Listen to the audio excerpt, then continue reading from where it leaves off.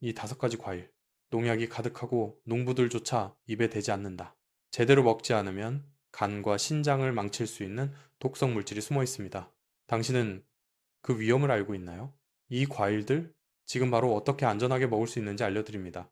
우리는 비타민 C와 식이섬유, 혈압을 낮추고 변비를 완화하는 효과를 기대하며 먹지만 제대로 세척되지 않은 과일은 그 반대의 결과를 낳을 수 있습니다. 그것은 바로 몸속에 서서히 쌓이는 화학물질, 즉 만성적인 독성의 시작입니다. 세월이 흐르면서 중장년층의 간과 신장은 이미 기능이 약해지고 있습니다. 이런 상황에서 농약 성분이 반복적으로 들어오면 그 부담은 상상 이상입니다. 하지만 오늘의 이야기는 겁을 주기 위한 것이 아닙니다. 저는 여러분께 이 과일들을 피하라는 것이 아니라 어떻게 하면 안전하게 즐길 수 있는지를 알려드리려 합니다. 앞으로 5가지 과일을 하나씩 살펴보며 왜 농약이 많이 사용되는지, 그리고 어떻게 세척하고 먹으면 위험을 최소화할 수 있는지를 과학적으로 설명드리겠습니다. 여러분의 건강과 직결되는 문제니니 꼭 집중해서 들어주시길 바랍니다. 지금부터 농부들도 쉽게 먹지 못하는 5가지 과일의 진실을 하나씩 밝혀보겠습니다. 첫 번째 과일은 포도입니다. 포도는 모든 과일 중에서도 가장 병충해 약하고 농약 없이는 자하기 어려운 과일 중 하나입니다. 그 이유는 껍질이 매우 얇고 송이째로 밀집해 자라기 때문입니다. 통풍이 잘 되지 않아 비가 오거나 습기가 차면 곰팡이병, 흰가루병 등 각종 균성 질병이 쉽게 생깁니다. 그래서 농부들은 포도를 키운다는 건 하늘과의 싸움이다라고 말하곤 합니다. 꽃이 필 때부터 수확할 때까지 거의 끊임없이 약을 뿌려야 하고 보통 70일 간격으로 한 번씩 농약을 살포합니다. 1년 동안 수십 번 약을 치는 것은 흔한 일입니다. 농약을 전혀 사용하지 않고 포도를 재배하는 것은 사실상 불가능에 가깝습니다. 약을 치지 않으면 열매가 익기도 전에 모두 썩어버립니다. 그러나 포도에서 더 우려되는 것은 또 다른 문제입니다. 바로 성장 촉진제입니다. 일부 농가는 포도의 알을 크고 둥글게 만들기 위해 식물 생장 조절제를 사용합니다. 즉, 포도가 아직 작을 때 송이째로 화학용액에 담가 강제로 성장시키는 것입니다. 그 장면을 상상해 보십시오. 한 송이의 포도가 약물 속에서 목욕을 하는 것입니다. 물론 이 약제가 법적으로 허용된 범위 내에서 사용된다라고 하지만 소비자로서 이런 화학물질이 남아있는 포도를 먹는다고 생각하면 불안하지 않을 수 없습니다. 농약 잔류물과 성장 촉진제가 함께 섞여 장기간 체내에 들어간다면 인체에 어떤 영향을 미칠지 아무도 확신할 수 없습니다. 그렇다면 포도를 아예 먹지 말아야 할까요? 그렇지 않습니다. 중요한 것은 올바른 세척 방법을 아는 것입니다. 가장 흔한 실수가 포도를 가지고 하나씩 떼어낸 뒤 씻는 것입니다. 그렇게 하면 꼭 떨어진 자리로 물이 스며들며 물에 녹은 농약 성분이 오히려 과육안으로 침투하게 됩니다. 즉, 씻을수록 더 오염될 수 있습니다. 올바른 포도 세척법은 4단계로 이루어집니다. 첫째, 자르기입니다. 깨끗한 가위로 포도를 꼭지 부분이 약간 남도록 하나씩 잘라냅니다. 절대로 손으로 뜯지 않습니다. 둘째, 헹구기입니다. 자른 포도를 그릇에 담고 흐르는 물에 놓아 먼지와 일부 잔류물을 먼저 씻어냅니다. 셋째, 담그기입니다. 이 단계가 핵심입니다. 미지근한 물에 베이킹소다나 소금을 약간 넣고 50분 정도 담가둡니다. 베이킹소다는 알칼리성이어서 일부 산성 농약 성분을 중화하는 데 도움을 줍니다. 밀가루를 사용해도 좋습니다. 밀가루의 흡착작용이 표면의 오염물을 빨아들입니다. 넷째, 문지르기와 헹구기입니다. 장갑을 끼거나 깨끗한 손으로 포도 껍질을 살살 문질러 표면의 이물질과 농약 잔류를 제거한 뒤 깨끗한 흐르는 물로 충분히 헹궈냅니다. 위생적으로 신경 쓰는 분이라면 마지막에 한 번 더 끓인 물로 헹궈도 좋습니다. 이 과정은 조금 번거롭지만 그 몇 분이 건강을 지키는 시간입니다. 두 번째 과일은 딸기입니다. 딸기는 업계에서 가장 오염된 과일로 불립니다. 여러 해 동안 농약 잔류량 1위를 차지하기도 했습니다. 이유는 2가지입니다. 첫째, 딸기는 땅 가까이 자라며 흙 속의 세균과 곰팡이에 쉽게 감염됩니다. 둘째, 과육이 부드럽고 껍질이 얇아 비나 벌레에 쉽게 손상됩니다. 그래서 묘목 단계부터 수확 전까지 살균제와 살충제를 여러 차례 사용해야 합니다. 말 그대로 농약에 의존해 자라는 과일입니다. 더 큰 문제는 다양한 농약이 동시에 검출된다는 점입니다. 검사 결과에 따르면 많은 딸기에서 70종의 농약이 함께 잔류하는 경우가 있습니다. 각 성분이 기준치 이내라 하더라도 여러 화학물질이 함께 체내에 들어올 때의 누적 효과는 결코 가볍지 않습니다. 특히 중장년층의 간과 신장은 해독 능력이 점점 떨어지고 있기 때문에 그 부담은 훨씬 더 큽니다. 딸기가 특히 세척하기 어려운 이유는 표면 구조 때문입니다. 표면에 미세한 홈과 씨앗이 빽빽하게 박혀 있어 그 틈새에 농약과 먼지가 남기 쉽습니다. 따라서 딸기 농장에서 바로 따서 먹는 것은 매우 위험합니다. 신선하다고 느껴지겠지만 실제로는 신선한 농약을 함께 섭취하는 셈입니다. 딸기를 안전하게 먹기 위한 세척법도 4단계입니다. 첫째, 꼭지를 먼저 따지 마십시오. 꼭지를 제거하면 그 자리가 구멍이 되어 물속의 오염물이 과육 속으로 스며듭니다. 둘째, 흐르는 물에 부드럽게 헹궈 먼지와 흙을 제거합니다. 너무 세게 문지르면 껍질이 손상될 수 있습니다. 셋째, 소금물이나 베이킹, 소다물에 50분 정도 담가둡니다. 단, 시간을 너무 오래 두면 오히려 농약이 물과 함께 과육 속으로 들어갈 수 있으니 주의해야 합니다. 넷째, 깨끗한 물로 여러 번 헹구면서 손끝으로 표면의 작은 홈을 가볍게 문질러 줍니다. 마지막에는 흐르는 물로 완전히 씻어내면 됩니다. 이렇게 세척하면 번거롭더라도 마음은 훨씬 편해집니다. 우리가 먹는 것은 단순한 과일이 아니라 건강과 안심입니다. 세 번째 과일은 사과입니다. 많은 사람들이 사과 껍질이 두꺼우니 농약이 잘 스며들지 않는다고 생각하지만 그것은 큰 착각입니다. 사과는 복숭아 방이라는 해충에 특히 약합니다. 이 벌레는 사과 속으로 파고들어가 과심을 갉아먹습니다. 농약을 사용하지 않으면 수확할 때 사과 절반 이상이 벌레 먹은 상태가 되기 때문에 과일이 아직 작을 때부터 살충제와 살균제를 정기적으로 살포해야 합니다. 하지만 사과의 더 큰 문제는 왁스입니다. 우리가 마트에서 보는 반짝반짝 윤기 나는 사과를 손으로 만지면 미끄럽고 반짝거리는 이유가 바로 이 왁스 때문입니다. 사과에 왁스를 바르는 이유는 두 가지입니다. 첫째, 겉모습을 예쁘게 보여서 판매를 늘리기 위해서이고, 둘째, 보관 기간을 늘려 오래 팔기 위해서입니다. 정식 제조업체는 식품용 왁스를 사용하기 때문에 비교적 안전하지만 일부 비양심적인 업자는 비용을 아끼기 위해 공업용 왁스를 사용하기도 합니다. 그 안에는 납이나 수은 같은 중금속이 포함될 수 있으며 인체에 매우 유해합니다. 무엇보다 문제는 왁스가 사과 껍질의 표면을 단단히 덮고 있다는 점입니다.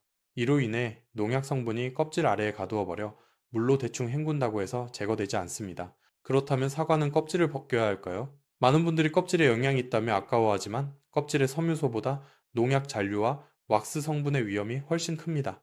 가장 안전하고 확실한 방법은 껍질을 벗겨 먹는 것입니다. 만약 껍질을 먹고 싶다면 철저히 세척해야 합니다. 먼저 사과를 물에 적신 뒤 표면에 소금이나 베이킹 소다를 뿌리고 손으로 힘껏 문질러 줍니다. 특히 꼭지 주변의 오목한 부분과 밑부분에 움푹 들어간 곳은 농약과 먼지가 잘 모이기 때문에 꼼꼼히 닦아야 합니다. 미끄러운 느낌이 사라지고 거칠게 변하면 흐르는 물로 충분히 헹굽니다. 그러나 중장년층에게는 껍질을 벗겨 먹는 것이 가장 안전하고 마음 편한 선택입니다. 네 번째 과일은 귤입니다. 귤 재배에서도 농약은 필수입니다.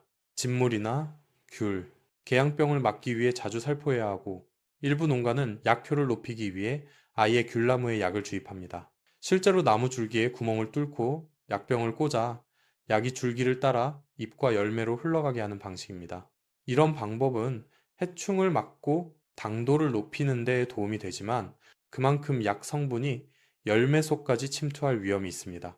게다가 수확 시기를 앞당기기 위해 충분한 간격 없이 약을 치는 경우도 있습니다. 귤 껍질에는 농약 잔류가 많지만 우리가 보통 하는 껍질을 바로 벗기는 습관이 문제입니다. 손을 씻지 않고 귤을 바로 까면 손가락에 껍질에 묻은 농약 성분이 손으로 과육을 만지며 그 농약이 입으로 들어갑니다. 또 하나 꼭 기억해야 할 점이 있습니다. 많은 분들이 말린 귤 껍질을 차로 끓여 마시면 기관지에 좋다고 믿고 있지만 시중의 일반 귤로는 절대 해서는 안 됩니다. 상업용 귤은 수송 중 부패를 막기 위해 방부제, 보존제, 방균약품에 담갔을 가능성이 높습니다. 이런 껍질을 말려 물에 우려 마시면 건강식이 아니라 화학물질이 섞인 음료가 됩니다. 따라서 귤을 먹을 때는 껍질을 벗기기 전 반드시 흐르는 물에 충분히 씻고 손도 깨끗이 씻은 후 까야 합니다. 껍질을 벗긴 뒤에도 한 번 더 손을 헹군 후에 과육을 집어먹는 것이 좋습니다. 그리고 가장 중요한 것은 시중귤의 껍질은 절대 차로 끓이거나 요리에 사용하지 말고 바로 버리는 것입니다. 다섯 번째 과일은 리치와 용환입니다. 남부지방의 과수원에서는 고온다습한 기후 탓에 해충이 많아 농약 사용이 불가피합니다. 하지만 더 큰 문제는 수확 후 보관입니다.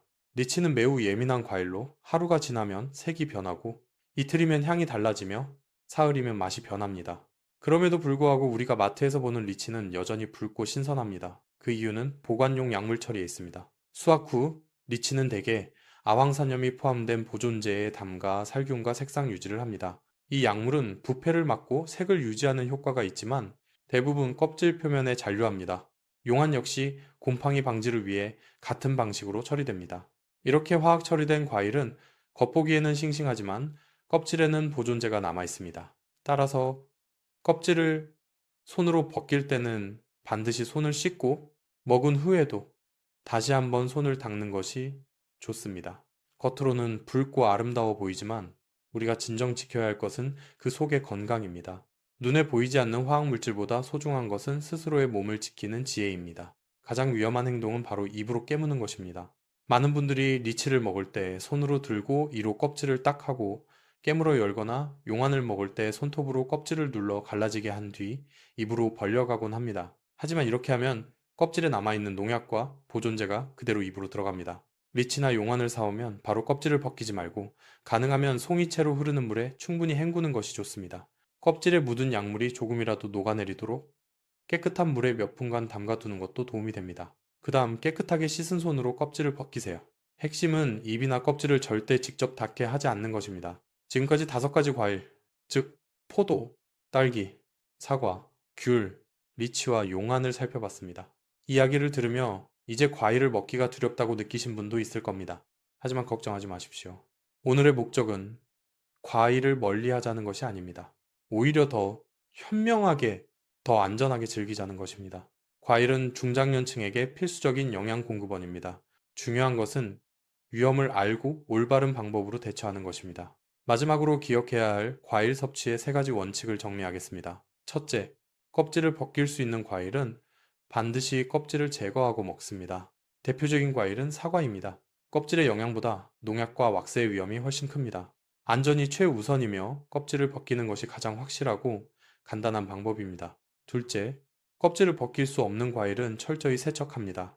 대표적으로 포도와 딸기가 있습니다. 흐르는 물에 헹구고 소금물이나 베이킹소다에 담가 문질러 세척한 뒤 다시 깨끗한 물로 헹굽니다. 꼭지는 마지막에 제거해야 하며 약간의 수고가 건강을 지키는 보험이 됩니다. 셋째, 껍질을 벗겨 먹는 과일은 먼저 껍질을 씻습니다. 대표적인 과일은 귤, 리치, 용안입니다. 손과 입을 함께 사용하지 말고 껍질을 먼저 깨끗이 씻은 다음 깨끗한 손으로 껍질을 벗기세요. 특히 귤 껍질은 절대 차로 끓이거나 음식에 넣지 마십시오. 그리고 한 가지 더. 한 종류의 과일만 계속 먹지 마십시오. 오늘은 사과, 내일은 바나나, 모레는 깨끗이 씻은 포도처럼 여러 종류를 번갈아 먹으면 영양 균형이 잡히고 한 가지 과일의 특정 농약에 장기적으로 노출될 위험도 줄일 수 있습니다. 과일은 우리가 매일 섭취하는 중요한 식품입니다. 맛있고 달콤하며 다양한 영양소를 제공합니다. 비타민C, 식이섬유, 항산화 성분 등 과일은 건강에 많은 혜택을 줍니다. 그러나 현대 사회에서 과일을 먹는 것조차도 주의가 필요합니다. 그 이유는 과일에 남아 있을 수 있는 농약과 화학 물질 때문입니다. 오늘은 과일을 안전하게 섭취하는 방법에 대해 자세히 이야기하겠습니다. 과일은 우리의 건강에 필수적인 비타민, 미네랄, 그리고 식이섬유를 제공합니다. 특히 과일에 포함된 비타민 C는 면역력을 강화하고 피부를 건강하게 유지하는 데 중요한 역할을 합니다. 또한 과일에 포함된 항산화 물질은 세포를 보호하고 노화 방지에도 도움을 줍니다. 그뿐만 아니라 과일은 소화에 좋은 식이섬유를 풍부하게 함유하고 있어 장 건강을 돕고 변비를 예방하는 데 유익합니다. 그럼에도 불구하고 과일을 섭취할 때는 신중해야 합니다. 왜냐하면 현대의 농업에서는 과일을 기르기 위해 다양한 농약과 화학물질을 사용하기 때문입니다. 이러한 농약 성분이 과일에 잔류할 수 있으며 이는 우리의 건강에 해로울 수 있습니다. 특히 중장년층이나 노년층은 이미 간과 신장이 약해져 있기 때문에 농약이 축적되면 그 위험성이 커질 수 있습니다. 많은 연구에서 과일에 남아있는 농약 성분이 장기적으로 건강에 미치는 위험을 경고하고 있습니다. 농약에 포함된 성분들은 시간이 지나면서 간, 신장, 신경계와 같은 중요한 기관에 영향을 미칠 수 있습니다.